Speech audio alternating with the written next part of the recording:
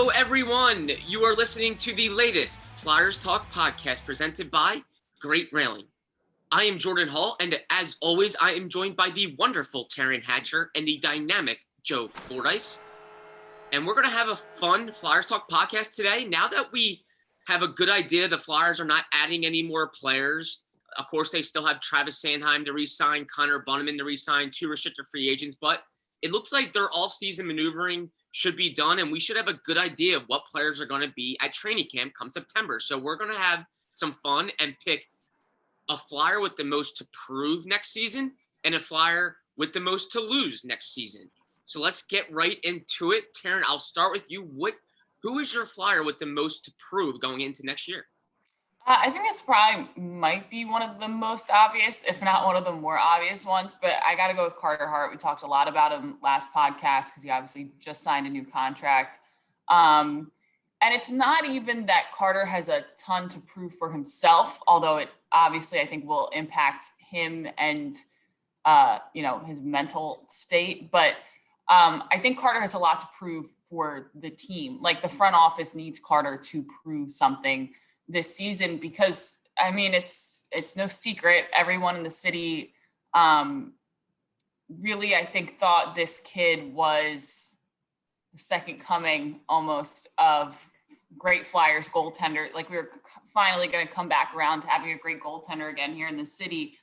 And then really kind of didn't play great last year. And, and even the year before that, we talked a lot about it, but Carter was very good at Wells Fargo Center, was not very good on the road. And I wonder how some of those similarities maybe impacted last year without fans being in the stands and all of that as well. But we'll see. Again, I feel like we have to caveat everything again with everything going on in the world. Who knows how that's going to impact certain things about the season and fans or no fans and all of that. And I don't even want to go down that rabbit hole.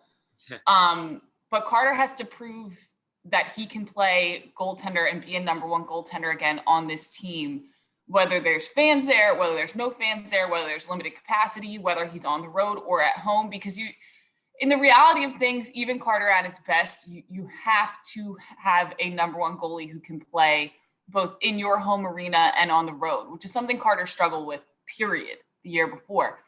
I think he's more than capable of doing it. I think when you see the way he could play in this league at like 21 years old, there's obviously a foundation there to be a good NHL goaltender. I think most people, and we've also talked about this at length, but most people, I think when they saw the excitement around Carter or they heard us talk about Carter, they thought we were ready to give him the Vezina and we were saying he was the best goaltender, in the NHL, when that has never been the truth. He's just been very good for where he's at in his career, and you hope that he continues to take steps. And last year was a regression. So I think this year he needs to prove that he can progress into being that very top tier goaltender that people hoped he would progress into, that we hoped he would progress into. And at the very, very least, he has to progress out of that hole that he dug himself into last year, especially now that they gave him a new contract. Like I said, it's not even about proving to himself. He got that contract. He has a few years of buffer before it really starts to financially matter to him the way he plays this season. But for the team, I think part of that contract was like, hey, we still believe in you. So we need you to go out there and believe in yourself. And you hope that he's able to do that this year, because otherwise, I mean, God bless Chuck, but he pulled a lot of strings to get a lot of new defensive pieces. And like Joe has said many times, Carter can't play behind him. It doesn't really matter a whole lot who you put in front. But I think he has a lot to prove. Like we said last podcast, he seems like he's in a good headspace, and you just hope that translates onto the ice. You know what's interesting, Taryn and Jordan, thinking as you were talking about the circumstances with Carter, whether it be home, road, fans, no fans. We've seen him at the most difficult of circumstances. In Toronto, in the bubble, no fans, not at home. And he had back-to-back shutouts.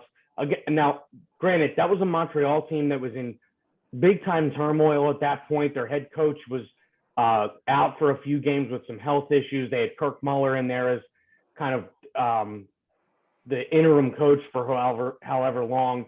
And, but we saw him at back-to-back shutouts. Now, back-to-back shutouts in the playoffs, I don't care if the game's played in Philadelphia, Edmonton, LA, Dallas. It doesn't matter where it is. The list of guys who have done that for the Flyers is 3. Michael Leighton, Bernie Perron. Those guys have all played in multiple, well, Leighton hasn't played in multiple Stanley Cup finals, but he played in a Stanley Cup final. Bernie, of course, won 2, played in another.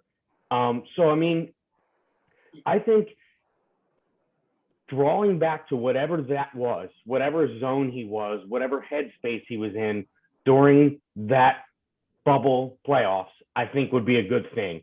And, if you think about going back, the year that the Blues won the Cup, Jordan Binnington was a rookie goaltender too. And I felt like that was the year of the rookie goalies, Jordan Binnington and Carter Hart.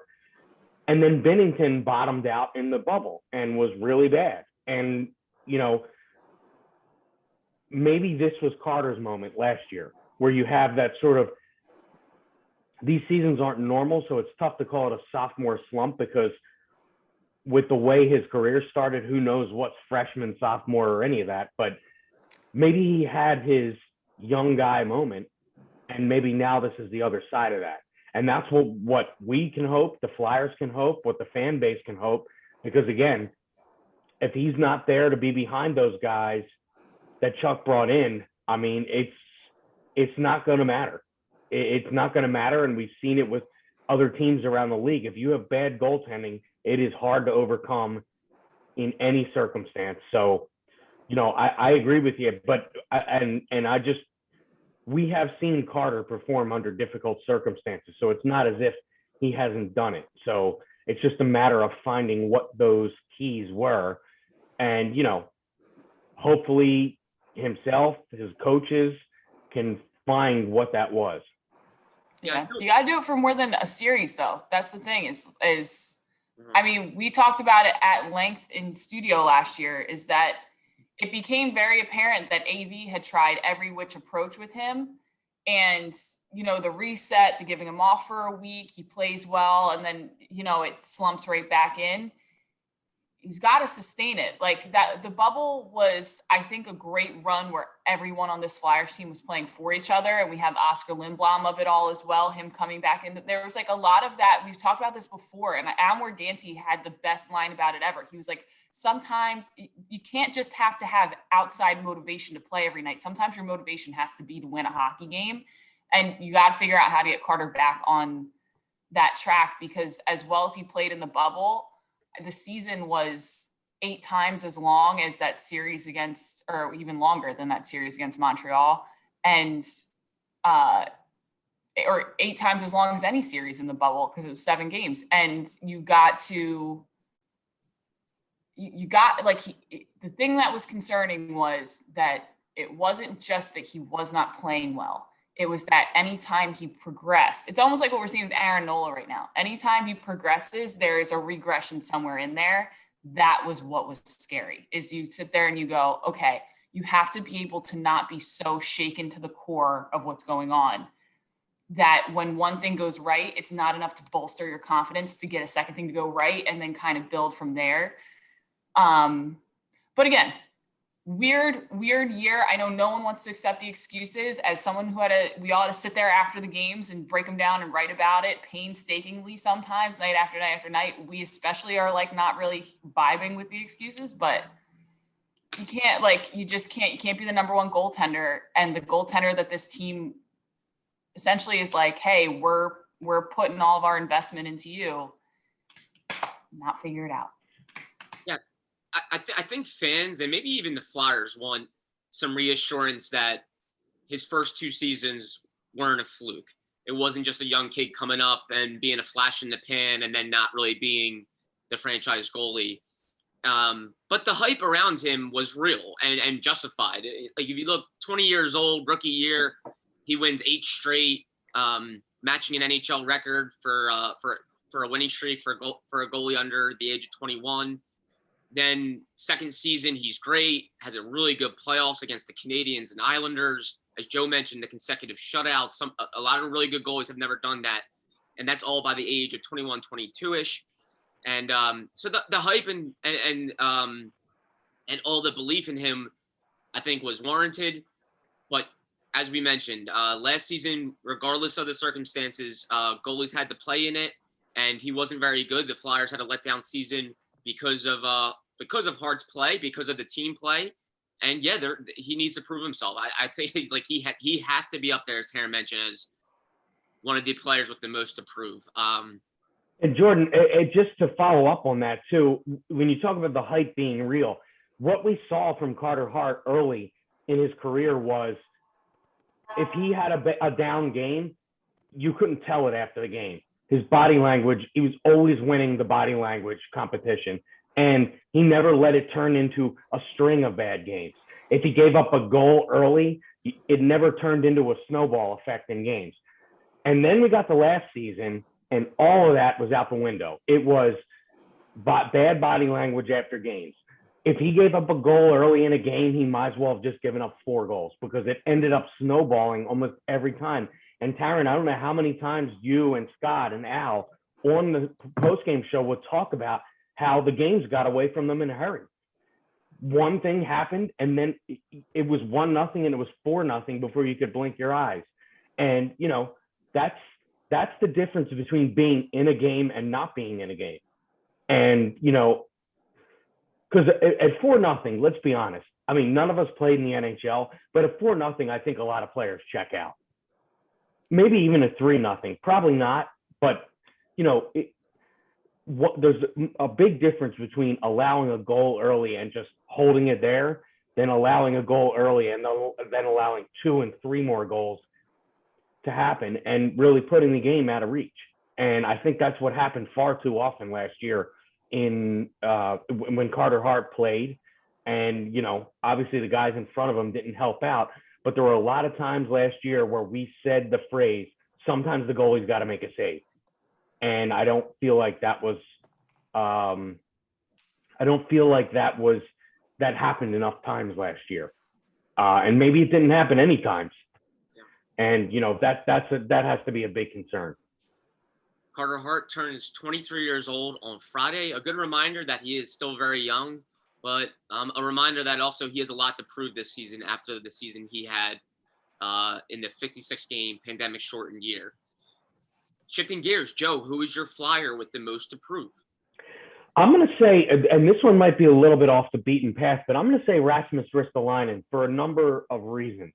And when I say the word prove, he has to prove that the numbers that were in Buffalo were a result of Buffalo and not his play. A few weeks ago, when we had Scott Hartnell on, and he talked about that range of emotion when a player that plays for a struggling team that struggles over and over and over again gets traded to a team that's even mid-level, like the Flyers probably are, around mid-level to, you know, upper half of the league. Just what a sigh of relief it is for that player to go to a new circumstance where there's going to be more support. And, you know, ideally for the Flyers, you would know who your goalie is every night.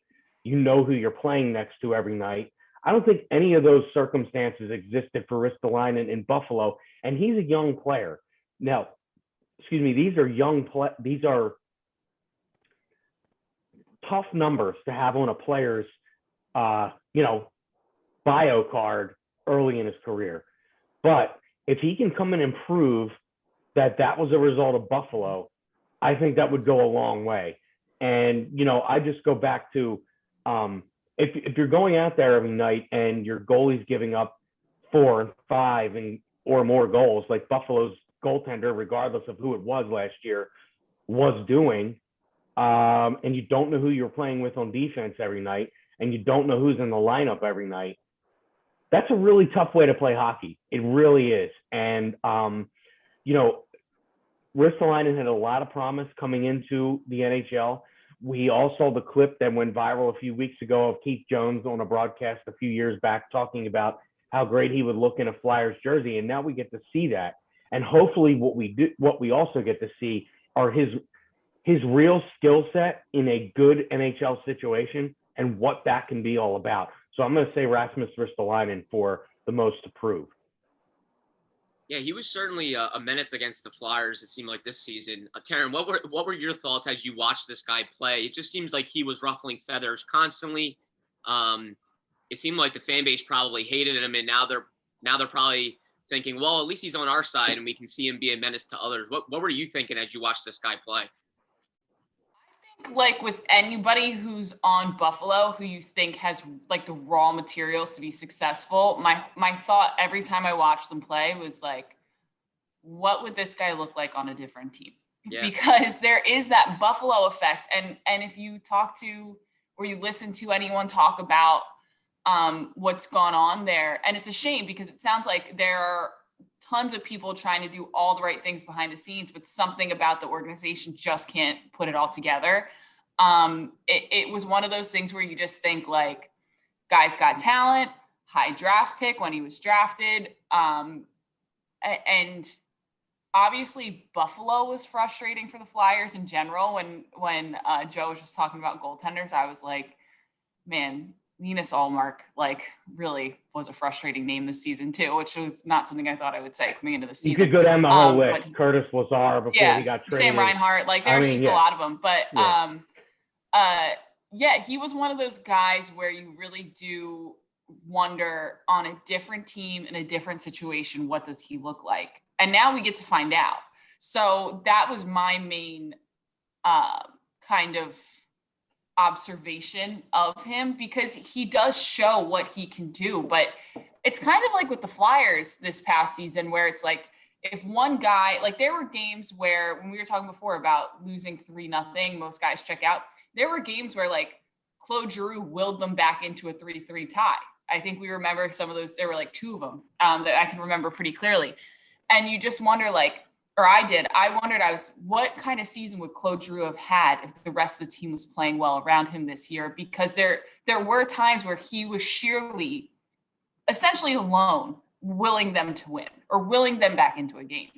But Ristolainen, different position, different player, younger guy, all of that. You just wonder, like, what does his career trajectory look like while he was in Buffalo? Like, where does he go? How does he work this out here, or what will they get for him? And obviously the Flyers paid a bit of a price for him. And so now I'm excited to see like who he's paired up with, how these pairings work out, how all these pieces come together. But I'm just excited to see what he can do as part of a different team, and a team that really should be, they didn't play well last year, but should be a huge step up personnel wise. And just even talking to Cam Atkinson the other day, the way the organization runs should be a step up. Like Cam was talking about, and he wasn't a shot at any other organization, but when he got to Philly, like the way that they treat you the moment you get off the plane, you're like, okay, this is an organization that cares. And from the guy picking you up to drive your car, to making sure you get good food the moment you get into your house, to, like all the little things in life, they step it up. Well, you'd hope that, and I don't know how Buffalo handles all those things, so again, not a shot at Buffalo.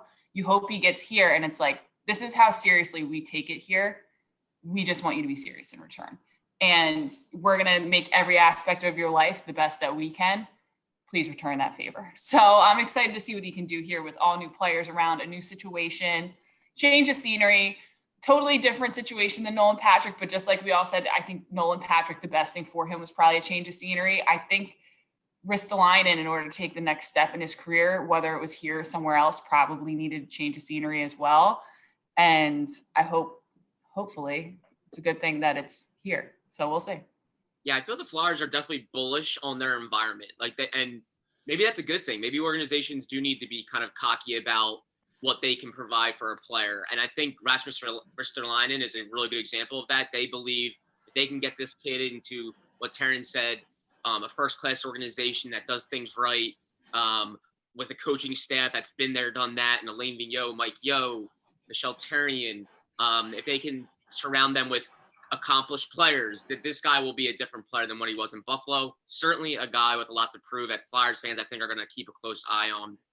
For me, I'm going to go the captain, Claude Giroux. Contract year for number 28, and maybe a bit of a crossroads for Claude Giroux. We'll see.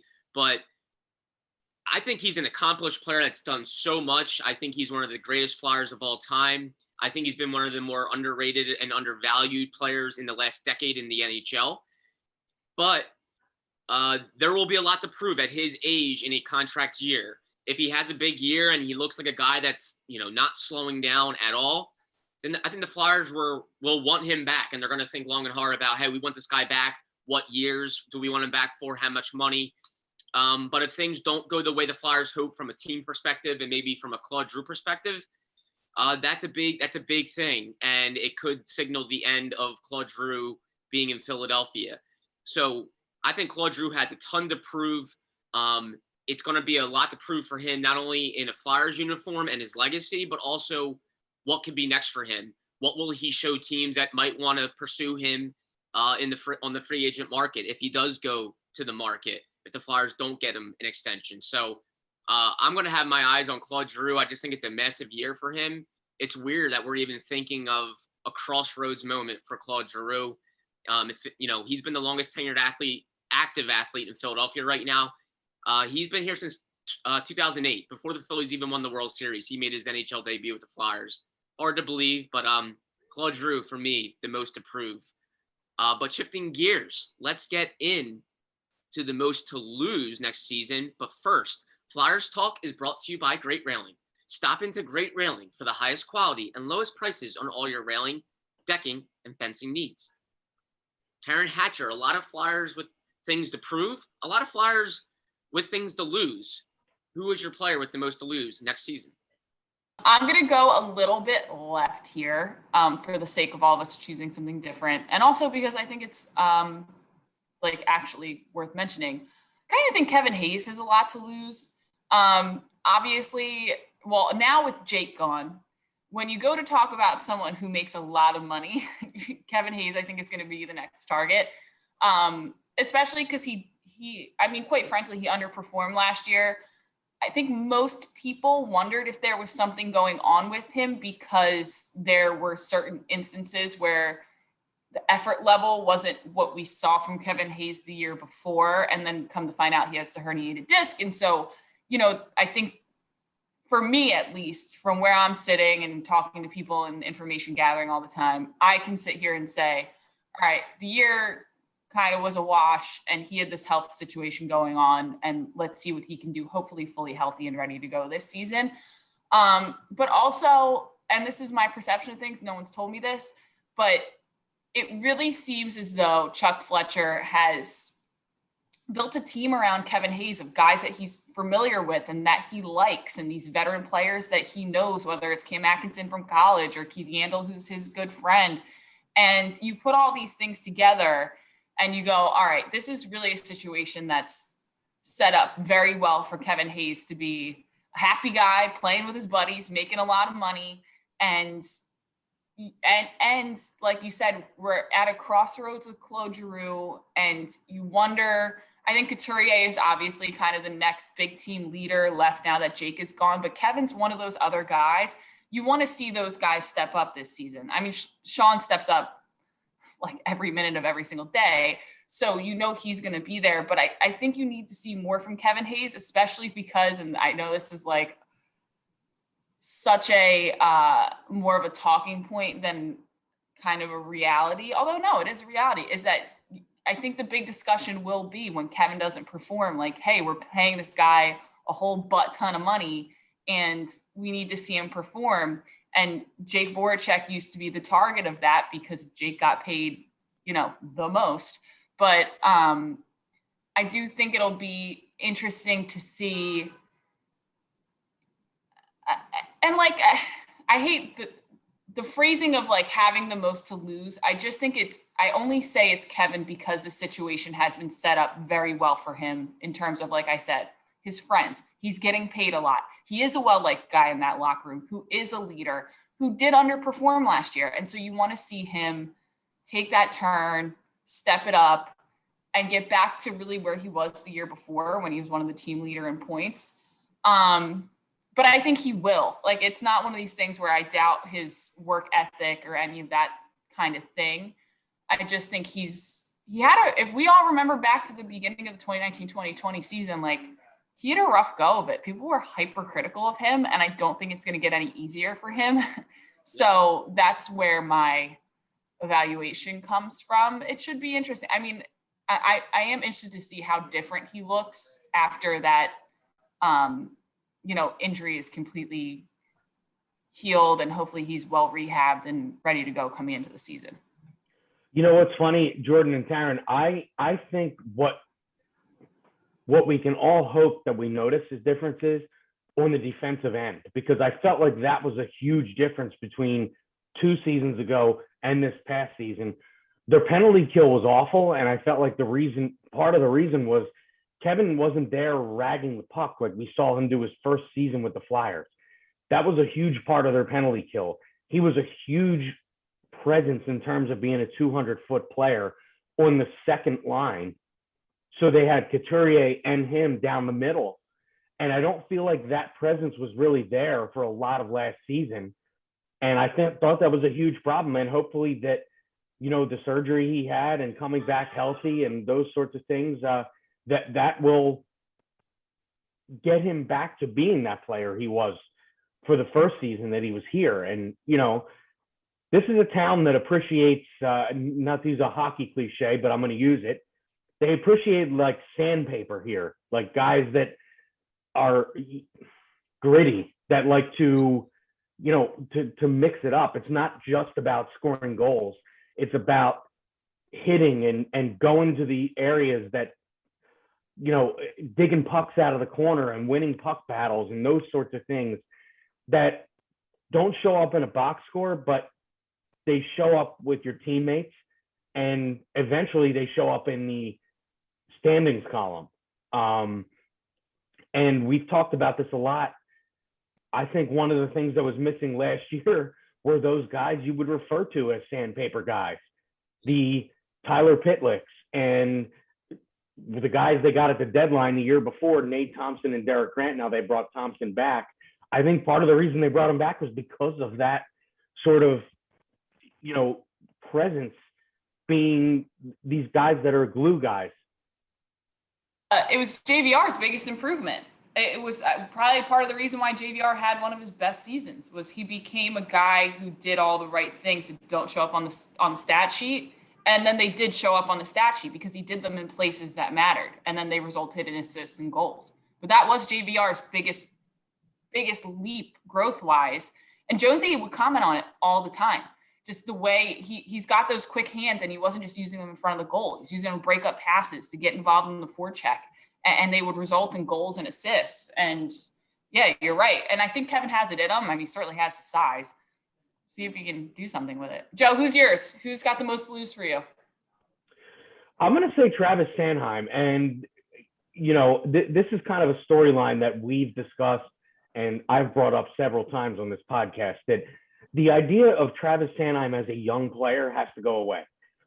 He has to establish himself as a second pair defenseman. He has a lot of experience under his belt, and he needs to play like a guy who has a lot of experience under his belt, a former first-round pick. He needs to step up and be a guy that this team can rely on, and not only rely on for these 2 games over here, and then maybe a couple weeks later he plays well for a few games, but messy in the middle. I mean, there can't be -6s on Travis Sanheim's game log like the game at the Garden last year. Now, he wasn't alone in that game, but they need to be able to count on Travis Sanheim. And this whole idea that he's a young guy, he's getting better, he's this, he's that, we haven't seen the best of him yet. We need to see the best of him, and that needs to start now, because this defense core has been reshaped. He's one of a few that are left on it, which means the team shows confidence in his ability. So he needs to become one of the guys that's a mainstay of this defense core, along with guys like Ellis and Provorov. That he's the guy to count on. And the young player stuff has to go out the window. It really does, because I really feel like the constant reference to him as a young player, that might be able to get in a player's head, because it becomes an excuse.